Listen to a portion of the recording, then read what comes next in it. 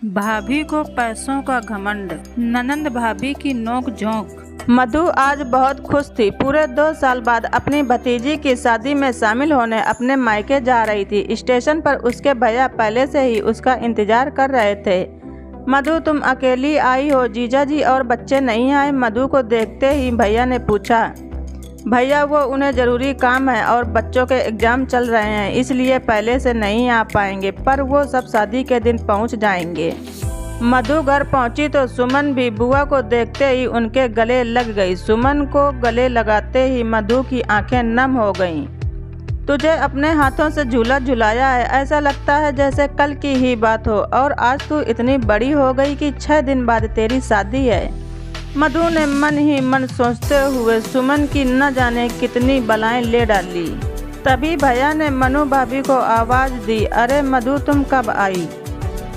इन्होंने तो बताया ही नहीं कि तुम आज ही आने वाली हो, अभी तो शादी में 6 दिन बाकी हैं। मनु ने झूठी हंसी देते हुए कहा। भैया ने आंख दिखाई तो मनु मुंह बनाते हुए चली गई। मनु के स्वभाव से मधु अच्छी तरह परिचित थी। माँ पापा के जाने के बाद मायका तो बस भैया भाभी से ही बचा था, उसमें भी भाभी ऐसी जिसे ना तो मधु से कोई लगाव था ना कोई अपनापन।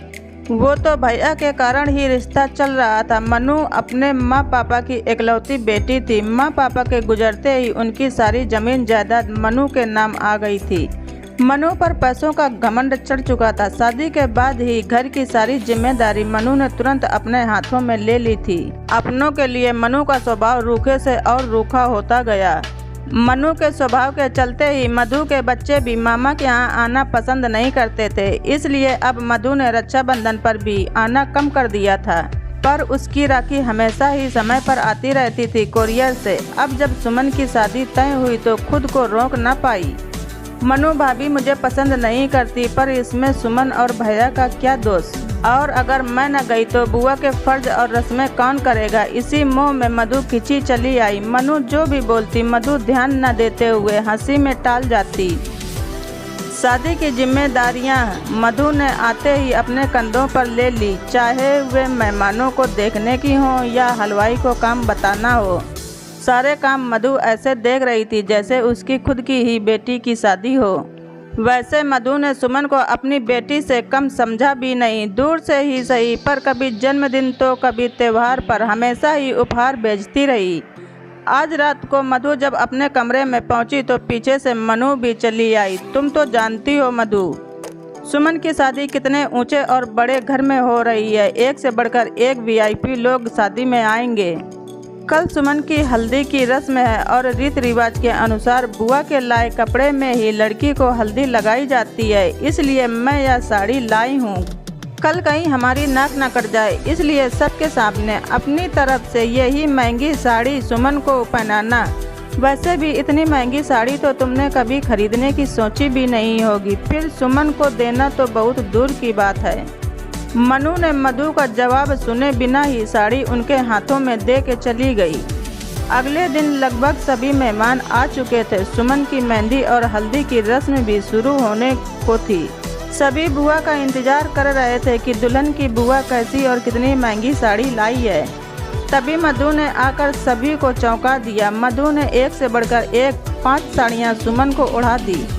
हर साड़ी अलग डिजाइन और अलग रंग की थी। सभी औरतें देखते ही रह गईं। अरे वाह मधु, वैसे तो बुआ एक ही साड़ी लाती है, पर तुमने तो 5-5 साड़ियाँ दुल्हन को उड़ा दी, वो भी एक से बढ़कर एक। दिखने में भी बहुत महंगी लगती हैं। बहुत किस्मत वाली है मनु, जो इतनी अच्छी ननद मिली, वरना आजकल की ननदें तो सिर्फ मायके से लेना ही जानती हैं। मनु की एक दोस्त ने कहा। इन सब की क्या जरूरत थी बुआ? सुमन ने बुआ को गले लगाते हुए कहा। तेरी बुआ पैसों से गरीब जरूर है, पर दिल से नहीं। मेरा बस चलता तो न जाने क्या क्या तुझ पर न्यौछावर कर देती। यह सब तो कुछ भी नहीं, मधु ने सुमन का माथा चूमते हुए कहा। मनु पास खड़ी चुपचाप देखती रही।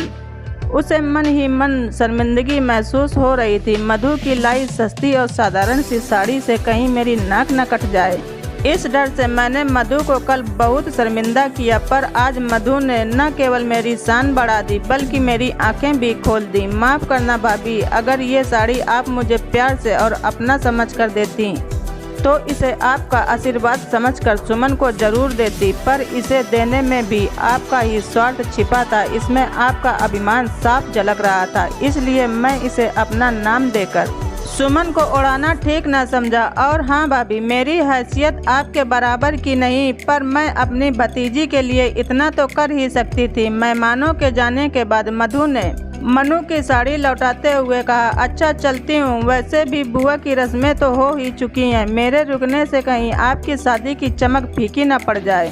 मधु ने कहा तो मनु मधु के पैरों में गिर गई। मुझे माफ़ कर दो दीदी, आज मैं समझ चुकी हूँ कि अपनों के बीच दिखावे और रुपए पैसों का कोई मोल नहीं। तुम्हारे बिना सुमन की शादी भला कैसे हो सकती है। मधु ने झट से मनु को गले लगा लिया। आज पहली बार ननद और भाभी के खिलखिलाने की आवाज़ से भैया के चेहरे पर भी मुस्कान आ गई थी। दोस्तों, मेरी कहानी आप सबको कैसी लगी कमेंट करके ज़रूर बताएं। पसंद आए तो लाइक करना ना भूलें और ज़्यादा से ज़्यादा शेयर करें। धन्यवाद। ऋचा वाइस।